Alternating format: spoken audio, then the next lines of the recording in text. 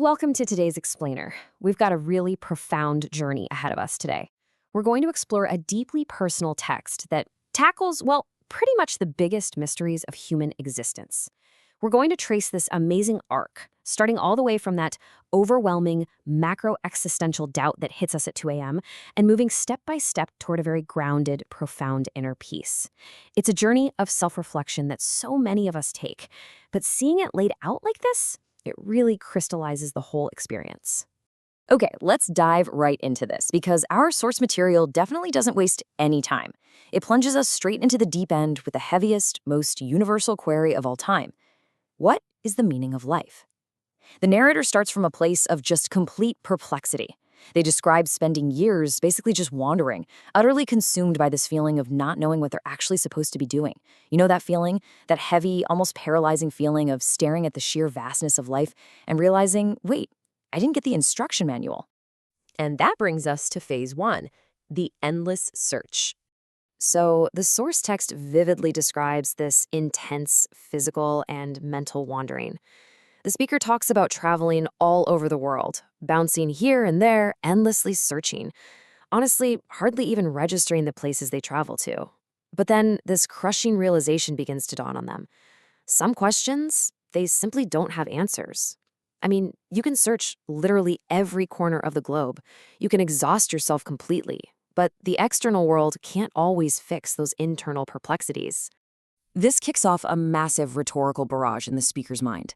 The anxiety really starts to build as they confront their most fundamental identity. Who am I? Strip away the job titles, strip away the geography. Who is the actual person doing all this searching? And right on the heels of that comes the anxiety of intention. Did I come here with a purpose? Are we inherently meant for something specific right from the moment we're born? Or are we just randomly dropped on this earth? The speaker's wrestling with this terrifying possibility that maybe, just maybe, there's no pre-written destiny waiting for them. Peeling back the next layer of the onion, we enter section 2, the divine mystery. Now the speaker looks upward. I mean, if the world can't give us the answers, what about a higher power, right? They start asking, does God truly exist? And if so, does God actually know what is happening to me?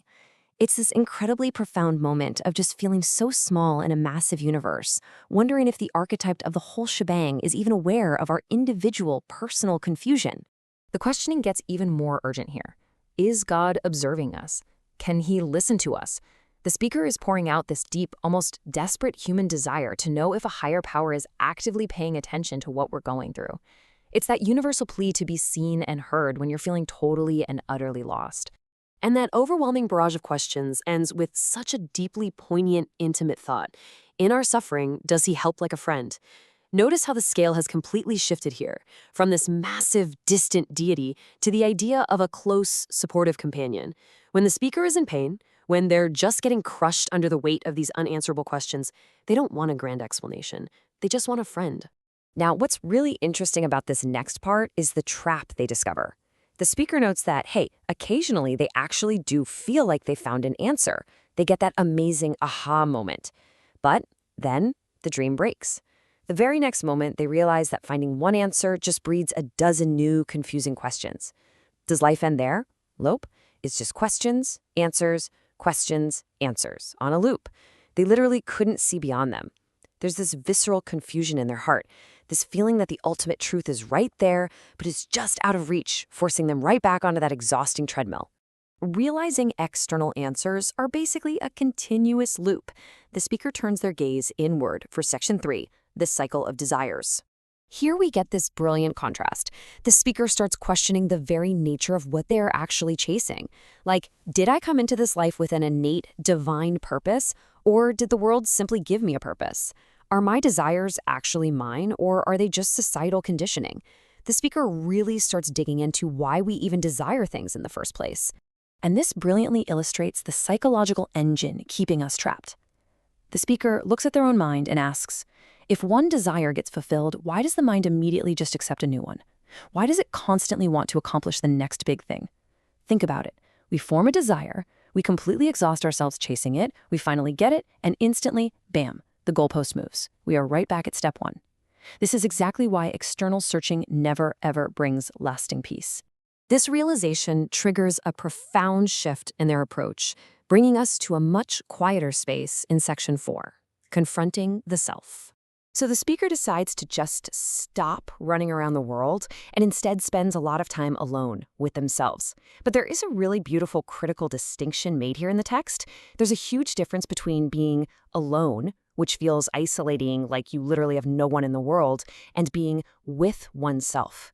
The speaker reveals that by spending deep, intentional time actually talking to themselves, truly connecting with their own inner voice, they never actually felt alone. Engaging in that internal dialogue completely cured their loneliness. Let's move on and see how this builds as the speaker sits in this newfound inner companionship and contemplates the fleeting nature of existence. People arrive in life and they depart, and the speaker acknowledges this heavy universal truth: I too have to go one day. It's a complete acceptance of life's impermanence. We arrive, we search, and eventually we all have to leave. Now, it's super important to note that finding this inner connection doesn't magically erase human nature. The speaker is incredibly honest here. They admit they haven't entirely forgotten those original heavy questions. Thoughts like, have I actually fulfilled my purpose, and what comes after life? They still occasionally trouble them. They still have moments of being unfocused and feeling a bit lost. And you know what? That validates the doubts we all have. They're just a totally normal part of the human experience. But despite those lingering questions, the narrative arrives at a truly stunning resolution in Section 5, Life's Greatest Victory. So the crucial point here is how the speaker completely redefines what it actually means to win at life. Victory is no longer about figuring out all the secrets of the universe, or proving God's existence, or checking off an endless list of worldly desires. No, victory is simply the state of being happy in your life right now. And that happiness, it comes from profound self-awareness, understanding, talking to, and feeling your own self, even while the grand mysteries of the universe remain totally unsolved. The source material concludes with this incredibly powerful, grounded statement. The speaker says, I'm happy in my life, and this is my life's greatest victory. That I could understand myself, I could talk to myself, and I could feel myself.